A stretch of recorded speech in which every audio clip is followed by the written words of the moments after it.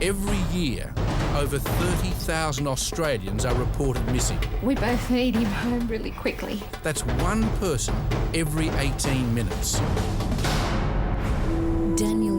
Some of them you've heard of.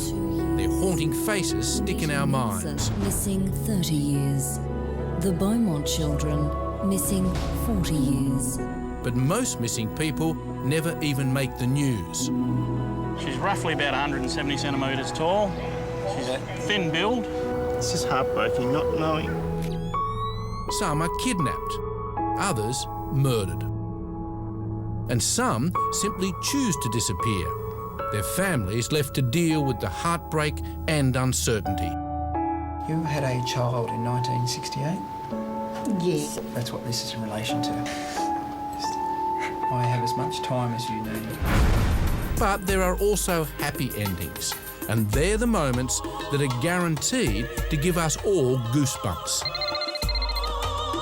Over the following weeks, you'll meet these ordinary Aussies and the tireless officers trying to put families back together.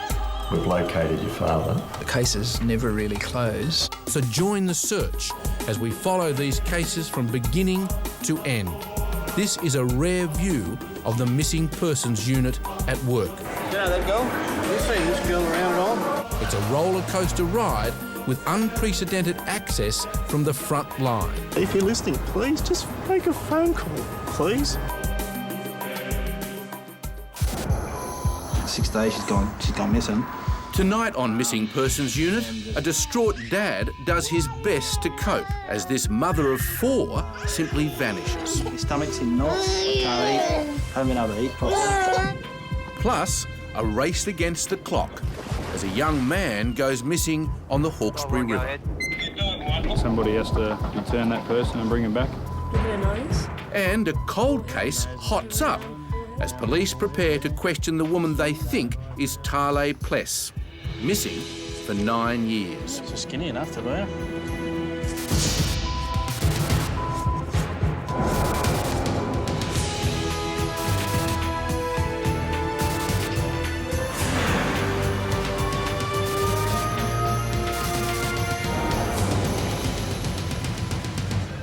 Morning all. Monday morning at the Morning, Missing sir. Persons Unit, and another busy week ahead. All right, over the weekend there were 71 reports. Today, 33 Diana Cassie outstanding. is feeling confident that after 9 years of searching, she may have finally found Talei Pless. Okay, and there's also another missing person. Gary Twin Melchiori has a land and sea search to organise. There's a person missing, a boat capsize off Dangar Island. He's only too aware that time is running out. But amongst the dozens of people reported missing on the weekend, one case stands out. Also got a 21-year-old female reported by her husband. Julianne Price, a young mother of 4 who has simply disappeared. The case of Julianne Price is today's priority for Senior Constable Vanessa Rolfe. Oh, the missing person's mobile's in the event. That's the only Julianne's 4 children are all under 6. She's been missing from Wollongong for almost a week, but her disappearance has only just been reported to police. There's no listing for the address at Taraji. The Missing Persons Unit has very little information to work with, and it's not helped by the fact that Julianne's husband, Damien, has no telephone. So for Vanessa, it's a 1.5 hour drive just to find him on the outskirts of Wollongong. Hello. You Damien?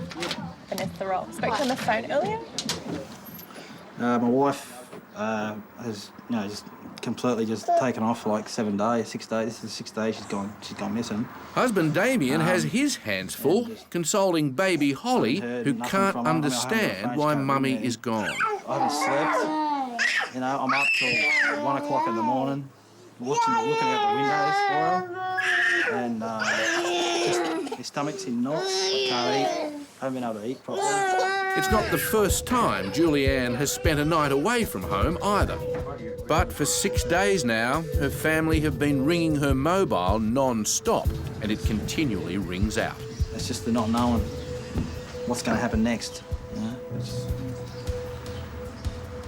can't understand why she would do this, though. I mean, she's got 2 beautiful kids here. I mean, I haven't heard nothing from her, and she just hasn't bothered to, you know, to come and see how the kids are. I love them to bits, you know. Hi, it's Constable Diana Casey from the Back at the Missing Persons Unit, Diana Casey and Darren Connerbeer continue their search for Talei Pless. Look at her nose. After fresh sightings of Talei last week, police believe there could be a breakthrough in this 9-year-old case. It all depends what story you After heard. publishing her photo nationwide, Diana and Darren worked their way through each new lead one by one. Is she a working girl? No, we don't believe so. A process full of pain and hope for Talei's brother, Richard, who's never stopped looking for her. We just want to know that she's safe, she's sound. It's a big world. For God's sake, there could be so many things going on. See that lady over there? It looks just like Talei. Today, some fantastic news for the Missing Persons Unit. An anonymous caller claims that Talei Pless has assumed a new identity and that they've not only seen her, but know where she is. So they give police her name, address and phone number.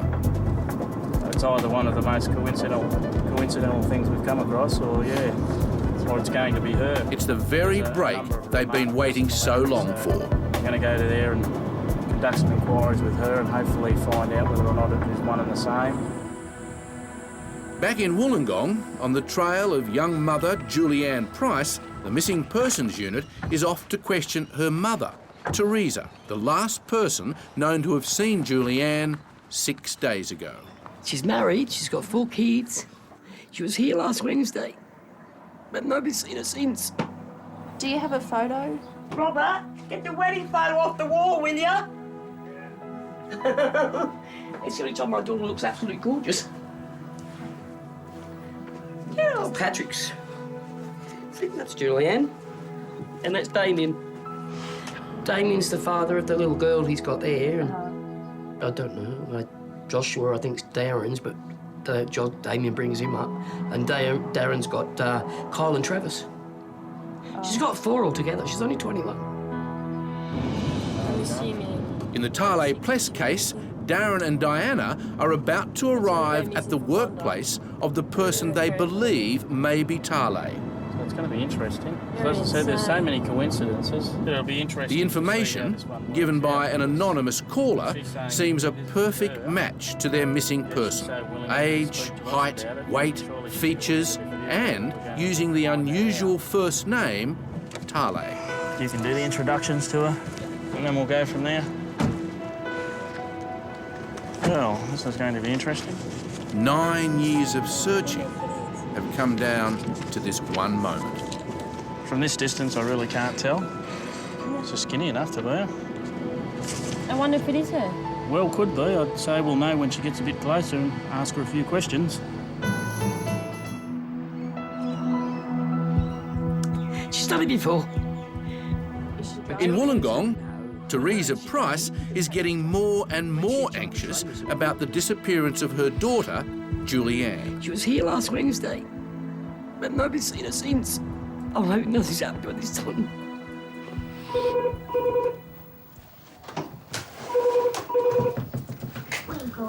Has Julianne shut up? No, he just shut up. I know what she's doing. Does that look like her? It's very similar to her. Yeah, just introduce us. Hi, Talei. Diana, how you going? Finally, nice to put a name to the face. This is Darren. Talei, how you going? Yeah. Nice to meet you. How are you? Thank you. So you know why we're here? I do, yes. Okay. Well, what we've got a report of is a missing person back in 1996, Talei Pless. And I believe you're Talei Pickering. That's correct. What a good coincidence. That's the picture we've got of her there. Yes. What we intend to do is just ask you a few questions. Sure. And make some investigations from there. What we'd also be looking at, and this is entirely up to you, whether or not you'd be willing to supply us with a voluntary DNA sample. Because she's been running away since she was about 10-year-old. Oh, My husband and I spent a fortune on petrol looking for her all the time. Teresa last spoke with her daughter almost a week ago, and Julianne told her then she was getting back with her ex-boyfriend, Darren. What did she say to you? Well, I said, "Where are you, Julianne?" And she said she's at Darren's, and I said, "Well, go home." If she is at Darren's, it's certainly bad news for her husband, Damien, but it's also case closed for the Missing Persons Unit. She's got 4 kids, and she's got to settle down there.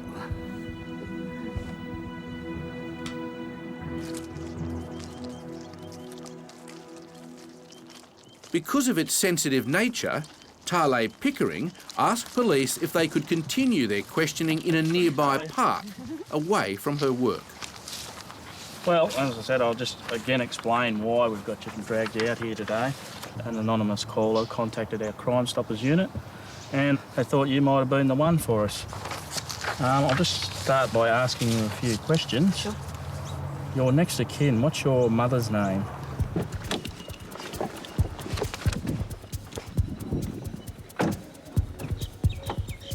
It's now been 7 days, and in their pursuit of mother of 4, Julianne Price, police turn up unannounced at the home of her ex-boyfriend, Darren. She pisses off and then, of course, yeah, she's using me as an excuse while her husband thinks she's here. I'm not going to be responsible. I'm not going to cover for her. She ain't here. She was here. She left, so you deal with it yourself. So. Darren is the father of 2 of Julianne's toddlers, Travis, 4, and Kylie, who's 5. Disappointed that their mum promised to visit them 6 days ago and never turned up. I don't care what you're doing with yourself, your friends, your husband, whatever. Just stop telling them that you're coming over and then you don't turn up. So you haven't heard from her since? Since Wednesday. I tell you, she's a regular time-outer. I'm a useless help because all I could tell you is, well, if you want to delve into the background, yeah, she could be in Blacktown, Penrith, Liverpool, you name the area, she knows someone where she can go and get a bit funky. Where were you born? Balmain. Diana and Darren soon realise questions alone are not going to resolve whether this woman is Talei Pless. Have you got your driver's licence there by any chance, Talei, as well?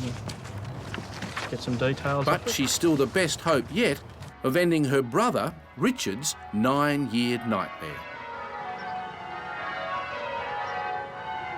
I'll stop and I'll actually stare at somebody, and they must think I'm a stalker or something. I'm not. But I'll actually stop and stare at somebody for a couple of seconds and just say, "Is that Talei?" Scared to even go up to them. Like, that's the other thing. I'm just scared, you know? What do you do? What if she is so upset with me or Mum or Dad or anyone that even us getting close to her and saying hello or something might scare her off again? We don't want to do that. So all I'm asking is that if she's around, we know she's okay. That's all I'm asking. What we'd like to do, if you're willing to do so, is provide us with a DNA sample today that we can do for a comparison against this missing person. For Richard and his family, only this DNA test will prove conclusively whether this is Talei Pickering or Talei Pless. Just rub it and make sure you can get as much moisture as you can and then place it back into, just give it back to me and I'll place it back into here. It's like sucking on a lollipop. Okay. Yep, thank you for that.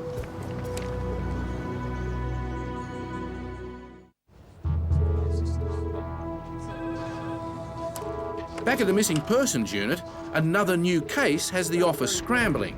Gary Melchiori takes an urgent call. Have you got an address for this missing person? What were the conditions like? Michael Veron was reported missing last night after falling from a dinghy into the freezing waters of the Hawkesbury River. Okay, 11:45. And hasn't been seen since. Have you found a next of kin for this missing person yet? No With the worries. clock Civilian ticking, services Gary is- begins tracking down Michael's family. Hi guys, hiya. Meanwhile, at the scene, Inspector Pauline Bellamore coordinates the land and sea search. Hi, we actually at this present moment have the police divers out there with Launch Brooklyn, and they are doing a search of the area where the missing person was last seen. We also have a number of police who are actually combing the actual shore areas of both Danga Island and Long Island. So that was where the missing person was last seen about 12:15 this morning. We've got that, we've got a date of birth, we've got the registration. Diana is confident she and her partner have found Talei Pless, but Darren isn't so sure. And while they wait for the DNA results, fresh leads keep pouring in. An informant who rang up Crime Stoppers in relation to... The latest is that Talei Pless has been seen living amongst the homeless in the city. Going to be with us? OK, then we'll chase that up. Cool. See what happens Thursday. OK, guys, what we'll do, we'll start searching again now, and what I might get you to do is extend our search area a bit wider. Meanwhile, at search headquarters, with hundreds of kilometres of bushland surrounding the river, there's every hope that Michael Veron somehow made it to shore and is lost in the bush. I could hear someone yelling out help, and they were very panicky at that point in time. That's when I decided to jump out of bed. Steve Moxham was first on the scene. I could see a figure at the bow of the blue yacht out here, and my neighbour was on his way out already to pick that fellow up. He said there's another one in the water. His name is Michael, and he's not a good swimmer. We weren't sure whether he was still swimming or whether he had gone under or what. Moxham knows the dangers of these waters better than most, and time is running out.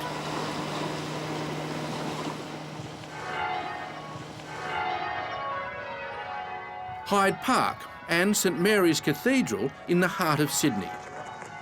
Diana and Darren are meeting council worker Nathan Gray, who's called the Missing Persons Unit after seeing Talei's missing poster. How are you? Well, thanks. Thanks for coming along, mate. Obviously, you know why we're here. Yeah. Trying to track down Talei Pless. Yep. Missing person. You reckon you've seen her in the park? Yeah. Yeah, when was the last time you think you saw her? Well, actually, the last time I saw her was just next to the toilets over there at opposite the cathedral. How long ago? Probably, it was on the last council flower show. How confident are you that it's her?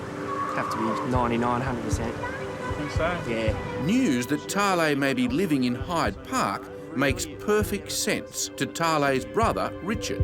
Some of Talei's happiest times have been spent here. This is definitely a place that Dad would come to and would bring Talei. Talei is very culturally aware. She loved the Australian Museum, the art gallery, the church, surrounded by the parklands. Definitely Hyde Park is that type of place that Talei, the Talei that I know, would go.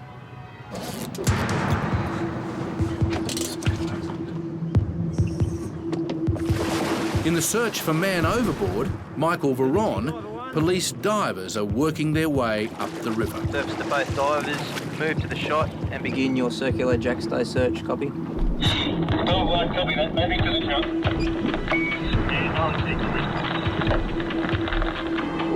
That launch has been utilised. The line is attached to the divers, and the divers are utilising that to be taken in the direction in which they need to go. If we've got visibility, we're looking for a body shape. They do stand out rather well. It's not nice, but somebody has to do it, and somebody has to return that person and bring him back and put a bit of finality to it. Copy that. Left call. Left bottom.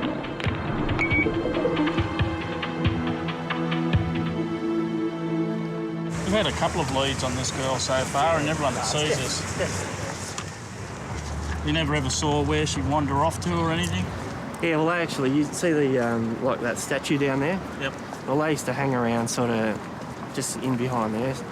Just in under those trees down there. Knock, knock. Anyone home? There's blankets in the sleeping bag there. It might be worthwhile coming back and seeing if someone comes back here tonight. On the Hawkesbury River, it's the second day of the search for Michael Veron. Police have finally located his parents and sister, and they too have arrived on the scene. I mean, last night I stayed at my mum's. I even slept in his room because I just thought he's here. It's always easier when you sort of see other people going. It doesn't affect you, but when you go through it, you exactly know what pain other people go through. They're still searching Michael. I feel comfortable here, just being out here. It just makes me feel I'm close to him.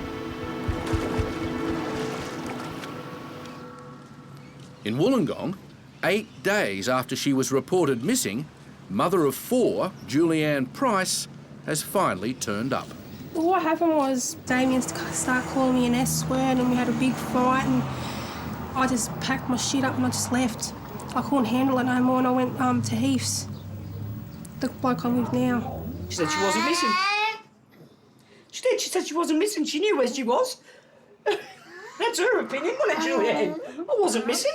But it's no laughing matter for the police, who are compelled to investigate every reported case. Some people aren't that grateful that the police get involved in like attempting to locate them. A lot of people don't want to be located. In this scenario, Julianne didn't think that she was missing, so she didn't think that what we were doing was any abuse to her or helpful or you know, didn't seem to care that there were family members that did have concerns for her safety. You